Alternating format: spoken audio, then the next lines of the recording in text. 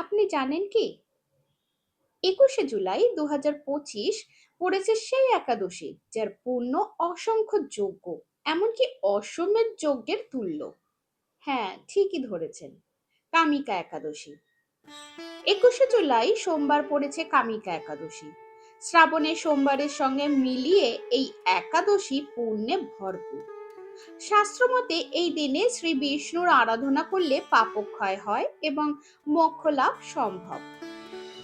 তিথি শুরু হবে ২০শে জুলাই দুপুর ১২টা ১২ মিনিটে এবং শেষ ২১শে জুলাই সকাল ৯টা ৩৮ মিনিটে। উপবাস শেষে পারণ হবে ২২শে জুলাই সকাল ৬টা থেকে ৭টা ৫ মিনিটের মধ্যে। তুলসী পাতা, ভজন, দান ও সৎকর্ম সবই কামিকা একাদশীর উপবাসের অংশ। এই পুণ্য দিনে শ্রী বিষ্ণুর নাম স্মরণ করুন এবং পরিবারের মঙ্গল করুন।